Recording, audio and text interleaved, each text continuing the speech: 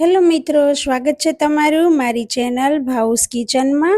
તો આજે આપણે અહીંયા બાળકોનો ફેવરિટ કિટકેટ મિલ્કશેક તૈયાર કરીશું। તો તેની રેસીપી જોવા માટે વિડીયોને એન્ડ સુધી જોતા રહેજો। વિડીયો સારો લાગે તો વધુમાં વધુ લાઈક કરજો। હેલો મિત્રો, તમે જોઈ રહ્યા છો ભાઉસ કિચન। તો આજે આપણે અહીંયા કિટકેટ મિલ્કશેક તૈયાર કરીશું।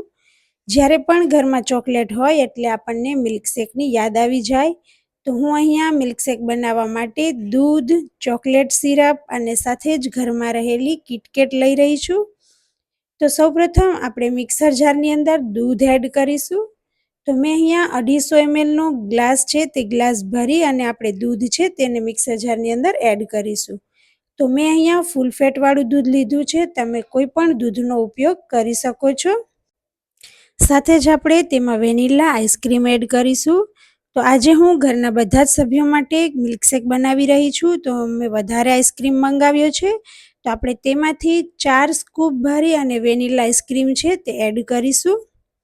તો આપણે જે માપથી બનાવી રહ્યા છીએ તેમાંથી આખા 2 ગ્લાસ ભરી અને કિટકેટ મિલ્કશેક તૈયાર થશે। તમે મિલ્કશેકને ક્રીમી બનાવવા માટે તેની અંદર ફ્રેશ ક્રીમ પણ એડ કરી શકો છો, પણ આપણે આજે ક્રીમ વગર બનાવીશું તો પણ ખૂબ જ સરસ એવો ક્રીમી મિલ્કશેક તૈયાર થશે। અને આજે આપણે અહીંયા ખાંડ વગર બનાવવાના છીએ, એટલે કે વિધાઉટ સુગર ખૂબ જ સરસ એવો મિલ્કશેક તૈયાર થશે। તો હવે જે ચોકલેટ છે તેને એડ કરી દઈએ। તો આખી ચોકલેટમાંથી આપણે 2 પીસ રાખી અને બાકીના જે બધા પીસ છે તે આપણે એડ કરી દઈશું।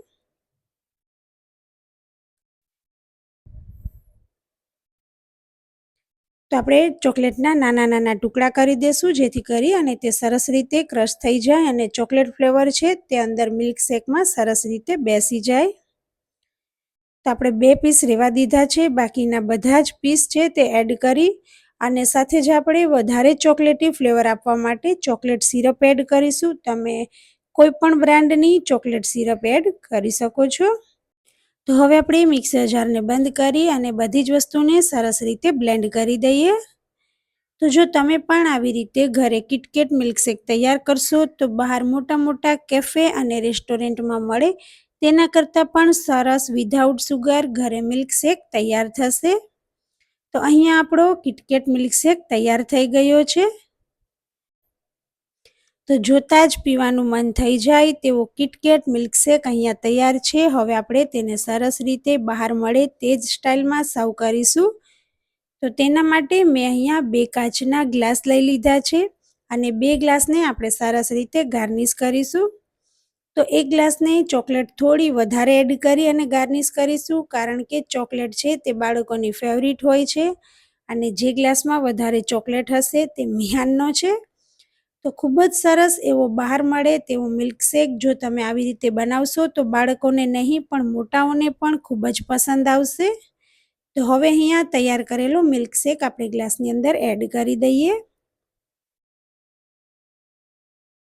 તો અહીંયા સરસ મજાનું મિલ્કશેક તૈયાર છે। હવે આપણે તેની ઉપર ફરી જે વેનીલા આઈસ્ક્રીમ છે તે એડ કરીશું।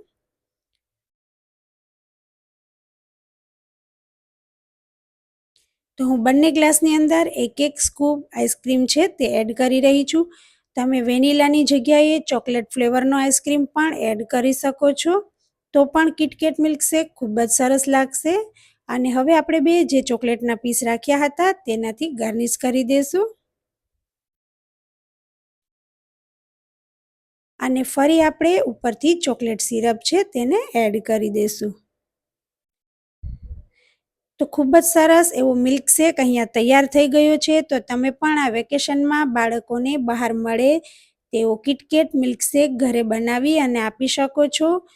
જોતાં જ પીવાનું મન થઈ જાય તેવો મિલ્કશેક અહીંયા તૈયાર છે અને અહીંયા મિહાનથી વેઇટ નથી થઈ રહ્યો। તો આપણે ઝટપટ ચોકલેટ સિરપથી છે તે ગાર્નિશ કરી દઈએ। તો જે વધારે ચોકલેટ સિરપથી ગાર્નિશ કરેલો છે તે ગ્લાસ મિહાનનો છે, તે રાહ જોઈને ઊભો છે। તો જો તમારા બાળકોને પણ આવી રીતે ચોકલેટ વધારે પસંદ હોય તો તમે કિટકેટ મિલ્કશેક બનાવી અને આપી શકો છો। તો તમને મારી આ કિટકેટ મિલ્કશેકની રેસીપી કેવી લાગી તે મને ચોક્કસથી જણાવજો। જો રેસીપી સારી લાગી હોય તો વિડીયોમાં લાઈક કરજો, કમેન્ટ કરજો અને વધુમાં વધુ તમારા ફેમિલી, ફ્રેન્ડ્સ અને ગ્રુપમાં શેર કરજો. તો જો તમે મારા વિડીયો રેગ્યુલર જોતા હોય અને હજુ સુધી ચેનલમાં સબસ્ક્રાઈબ ના કર્યું હોય તો એક વખત જરૂરથી કરી દેજો, જેથી કરી અને મારી નવી નવી રેસીપીની નોટિફિકેશન તમને મળતી રહે. તો મળીએ કોઈ નવી રેસીપી સાથે. Thank you.